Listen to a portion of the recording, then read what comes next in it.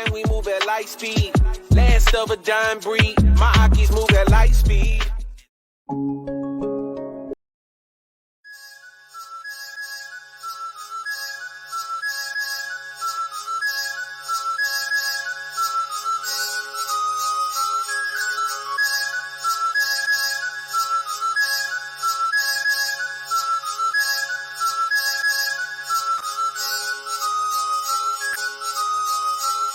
I can feel eyes on me everywhere I go.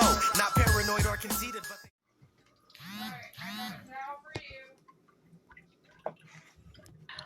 I'm going to be focusing on subjects in this series that needed dedicated videos based on noteworthy information that I found in my research. One of these subjects is exhibitions, expositions, and World Fair.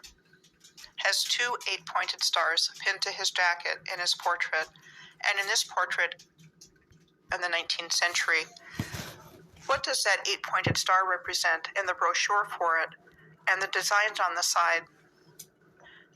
Here are details from the Mabel Tainter Memorial Theater, a theater of Moorish appearance in Menominee, Wisconsin, on the right, compared with the brochure details on the left.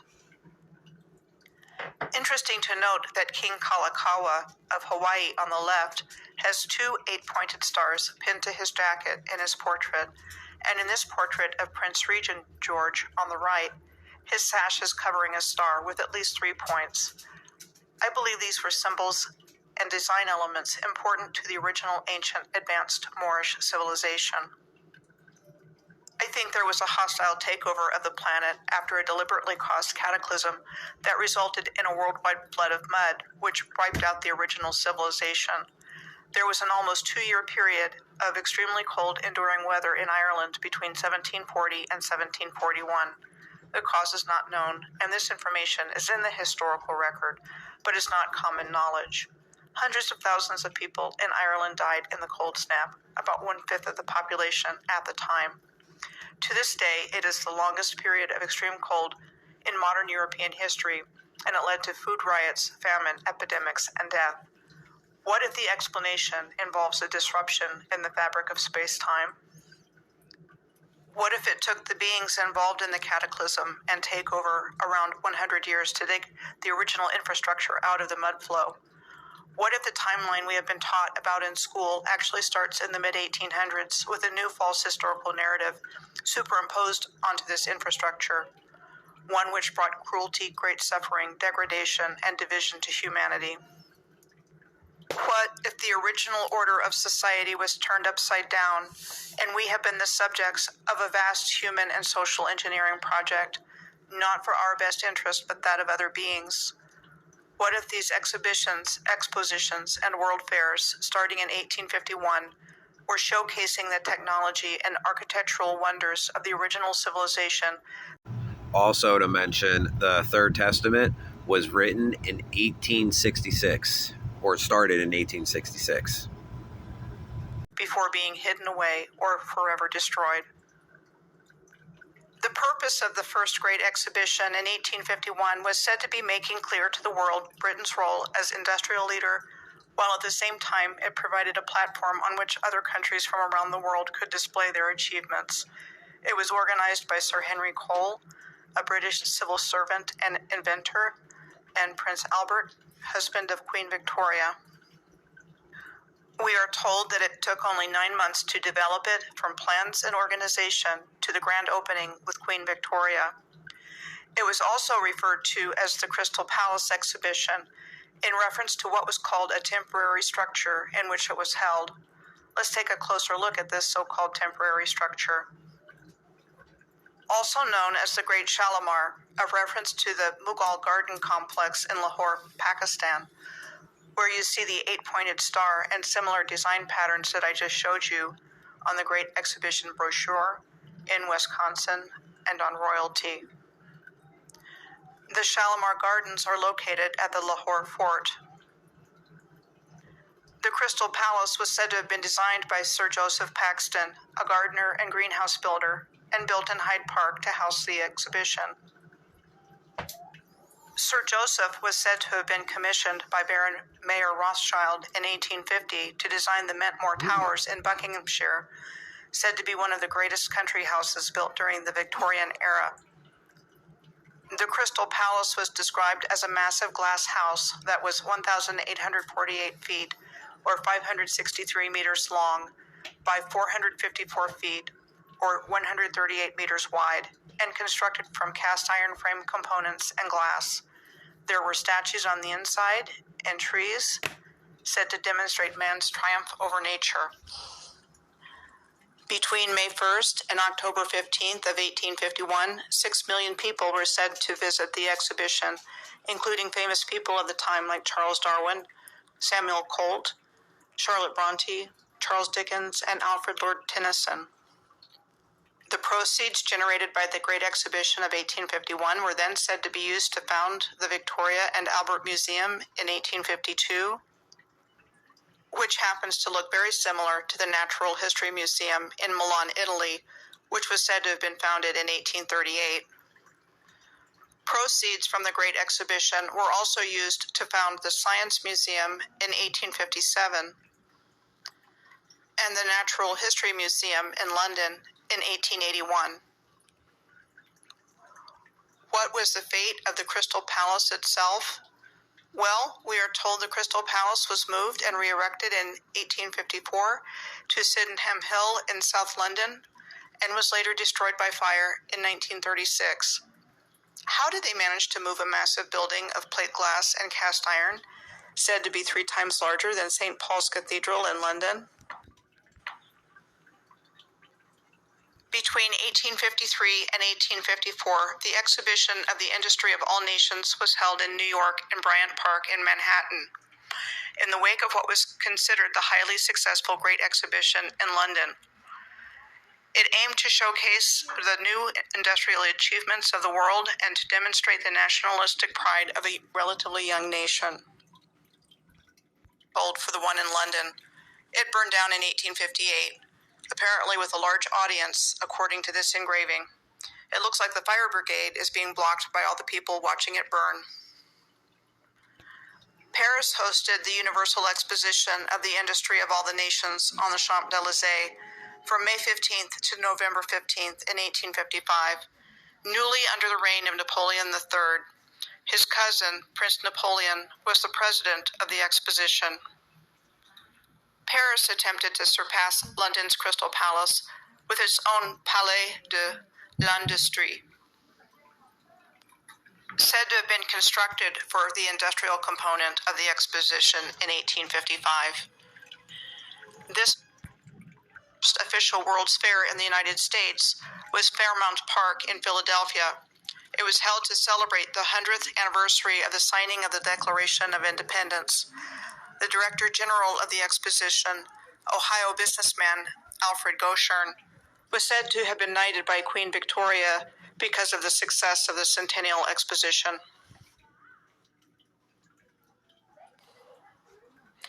Now, for comparison, check out what is found at what is called an old sugar mill in Belize in Central America. From the looks of this tree growth, very old.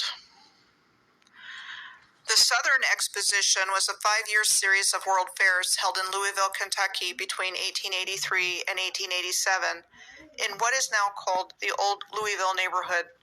The exposition was held for 100 days each of those years in a location immediately south of Louisville's Central Park, which was originally a country estate of the DuPont family on what was called heavily forested hunting grounds.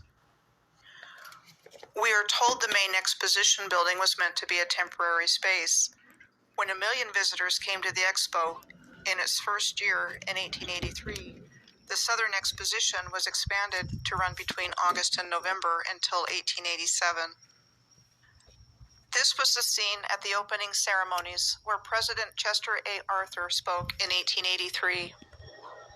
The Southern Exposition was the largest installation of incandescent light bulbs since their invention, we are told, up to that time. This was the Horticultural Hall of the 1884 Exposition and the octagonal building of the Mexico exhibit. The octagonal building of the Mexican exhibit is said to be the Moorish kiosk which is found in Mexico City. The person who gets the credit for it was a Mexican engineer. And the Audubon Zoo. In 1888, Cincinnati, Ohio was the location of the Centennial Exposition of the Ohio Valley and Central States, also known as the World's Fair of Cincinnati, and the 100th anniversary of Cincinnati's founding. The Machinery Hall was situated across the Miami and Erie canals and was said to have been transformed into a Venetian delight, with imported gondolas and gondoliers from Venice, and daily races and rides. What if the gondolas and gondoliers weren't actually imported from Venice, but instead were already here? This is outside of the Machinery Hall on the left and has the look of a staged photo, very much like this one in Trenton, New Jersey, on the right. The Music Hall was said to have been built in 1877 at the cost of $1 million for use in some previous industrial expositions in Cincinnati, as well as for being a choral facility. This was a bridge associated with the Music Hall. Where is everybody? The main building was in Washington Park. There are many more examples along the same lines to which I will give you just a simple introduction. The Colonial and Indian Exhibition in London in 1886, the Piedmont Exposition in Atlanta in 1887, the Melbourne Centennial Exhibition in 1888, the Universal Exposition in Paris in 1889, the World's Columbian Exposition in Chicago in 1893, the California Midwinter Exposition of 1894 in San Francisco, the Central American Exposition in Guatemala City, Guatemala in 1897, the International Exposition in Hobart, Tasmania in 1894 and 1895, the Cotton States and International Exposition in Atlanta in 1895, the Tennessee Centennial and International Exposition in Nashville in 1897, the Trans-Mississippi and International Exposition in Omaha, Nebraska in 1898, the Pan American Exposition in Buffalo, New York in 1901, the Glasgow International Exposition in 1901, the South Carolina Interstate and West Indian Exposition in Charleston in 1901 and 1902, the Wolverhampton Exhibition in 1902 in Wolverhampton, England, the Hanoi Exhibition in Vietnam in 1902 and 1903, the Louisiana Purchase Exhibition in St. Louis, Missouri in 1904, the Lewis and Clark Exhibition in Portland, Oregon in 1905, the Jamestown Exposition in Norfolk, Virginia in 1907, the Alaska Yukon Pacific Exposition in Seattle in 1909, the Panama Pacific International Exposition in San Francisco in 1915, the Panama, California Exposition in San Diego in 1915 and 1916, the Sesquicentennial International Exposition in Philadelphia in 1926, the Chicago World's Fair in 1933 and 1934, the California Pacific International Exposition in San Diego in 1935 and 1936,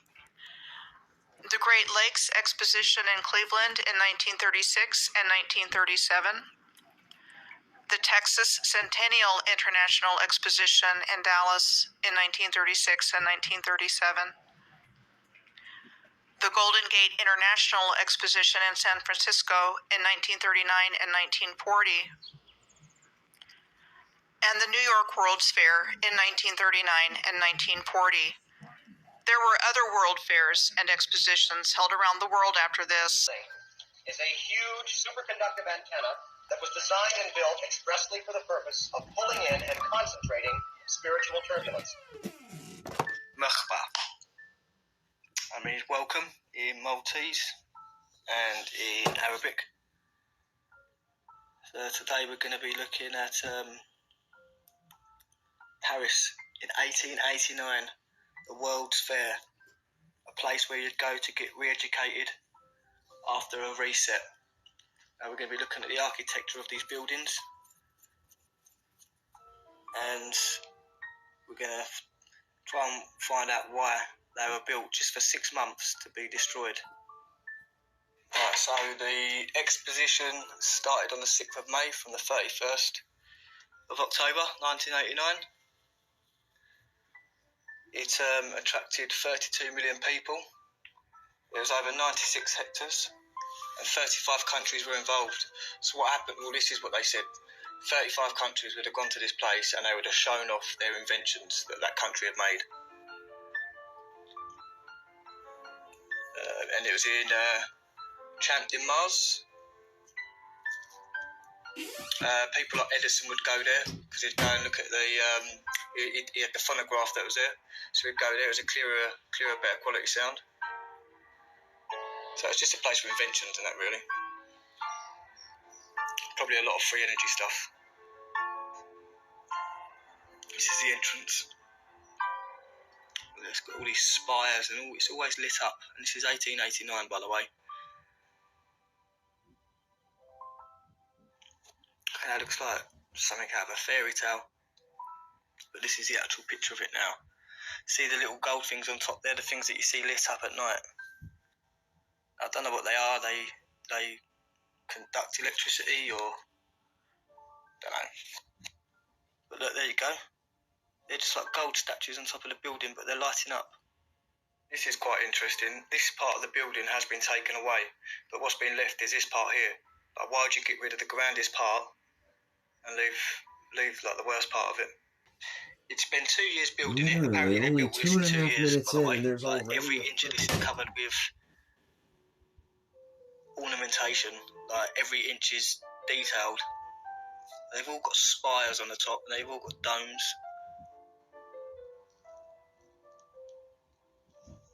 I mean, just look at that. This is what I mean by the old world. I reckon there's a reset. The last people that populated this place, this is what they built.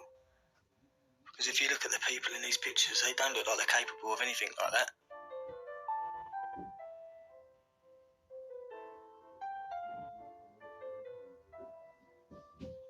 Like, what's the need for it all? It must be free energy, because they're always made out of conductive material.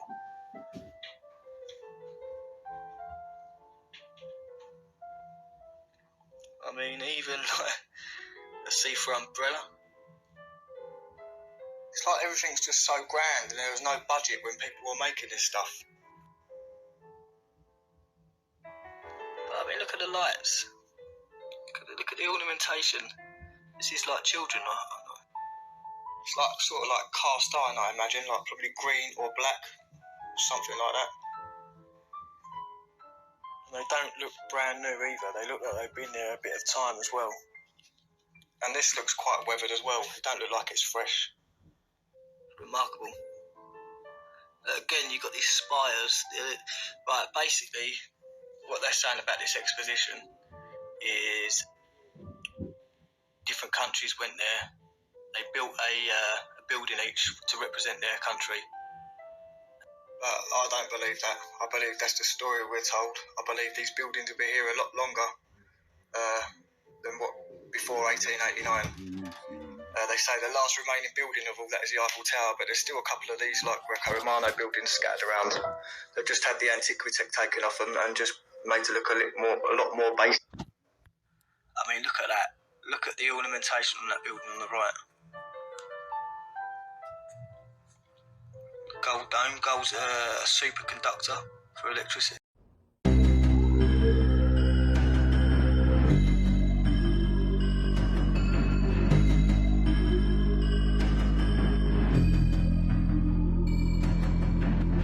Take a journey with me deep inside the rabbit hole. Wake up, my friends, there's some things that you have to know. Everything you ever thought you knew, it has to go. The world's a stage and they're putting on a magic using that commanded speech. I'm tired of whack motherfuckers rapping flaccidly. They say the earth is photoshopped because it has to be. I see the zealots calling flat earth blasphemy, saying it's an anti-science catastrophe, repeating talking points oh so casually. Then their eyes glaze over in apathy, believing in consensus haphazardly. They are caught up in a ball earth fallacy, and they don't care how the world works actually. Independent thought becomes another casualty. When you're like, give me them pre-packaged answers, please. No matter how they censor us massively, still killing their mainstream fantasies with ODD and Matty Moses on a masterpiece. And we will never ever stop while the masses sleep. Peace. Take a journey with me deep inside the rabbit hole. Wake up, my friends, there's some things that you have to know. Everything you ever thought you knew, it has to go. The world's a stage and they're putting on a magic show. Take a journey with me deep inside the rabbit hole. Wake up, my friends, there's some things that you have to know. Everything you ever thought you knew, it has to go. The world's a stage and they're putting on a magic show. The curtain drops, you realize we're all props, just disposable drones once the show stops. Crisis actors keep acting, I don't understand how. I guess that's the state of our society now. Y'all think Alice went deep? Well, you need to keep digging. Take a break from the mainstream, do your own thinking. All that Kool-Aid you drinking, don't know about Red 40? Stuff's a carcinogen, oh, but I guess that's boring. Life's more fun when it's sprinkled with some facts to ignore. Turn a blind eye until death's knocking down your door. Oh, you trust the government? Well, good for you. Must make it easy to deny all the dirty things they do. It makes me laugh when people think there's no hidden hand, like the higher-ups are winging it without a plan. I'm talking Soros, Rothschilds, and Rockefellers. Love to bring them behind the barn and give them the old yeller. Various species of mythical headless men were rumored in antiquity and later to inhabit remote parts of the world. They are known as acephaloi, headless ones, or blemmies. Blemmies have been talked about throughout history by many ancient authors. Authors, of course, who have established reputations in mainstream education. One constrained to the modern worldview of reality would find believing beings like this once existing in our past very hard to believe. Yet, we receive very detailed descriptions of these peoples, including locations and customs, and they are referenced by multiple cultures from around the world. Now, I want to discuss what I think is going on here, but first, let's take a look at some of these references. One of our first references is from the famous Greek historian Herodotus in his book Histories, which is considered the founding work of history in Western literature, so obviously this book is a really big deal. Quote, "For the eastern region of Libya, which the nomads inhabit, is low-lying and sandy as far as the river Trident, but the land westward of this, where dwell the tillers of the soil, is exceeding hilly and wooded and full of wild beasts. In that country are the huge snakes, and the elephants, and the bears and asps, the horned asses, the dog-headed men, and the headless that have their eyes in their breast, as the Libyans say, and the wild men and women, besides many other creatures not fabulous." End quote. Herodotus is telling us of giant snakes, dogmen, these blemmies, and he also brings up Bigfoot, or wild men. Check out our Dogman and Bigfoot video if you haven't seen it, but here we have in one of the most monumental books on history a reference to some fascinating creatures that were once thought to exist.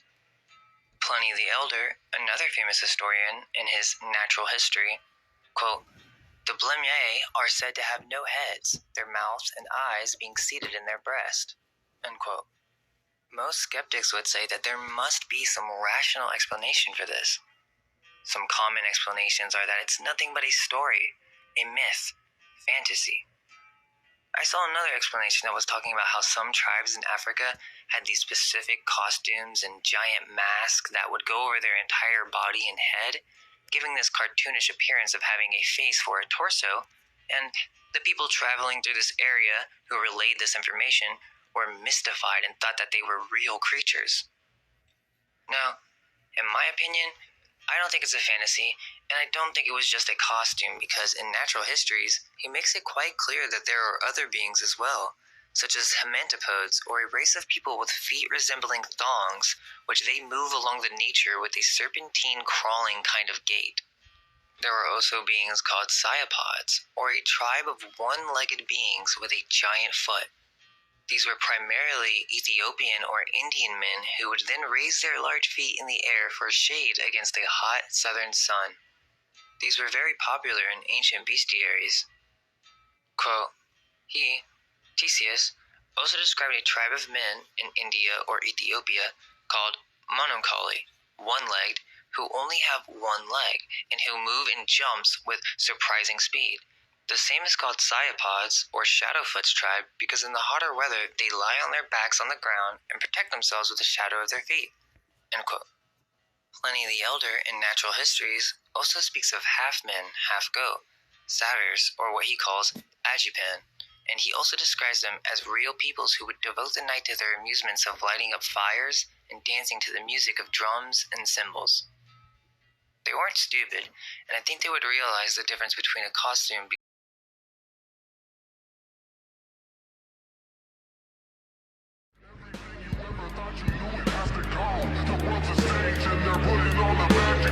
This world is ran by wicked, parasitic psychopaths, and the system that we live in was designed to crash. The lawn is full of snakes slithering inside the grass. I'm gonna mow it so it's easier to find their ass. We need to talk about how the whole world has been enslaved. We need to talk about what happens when you misbehave. We need to talk about 9/11 and Sandy Hook.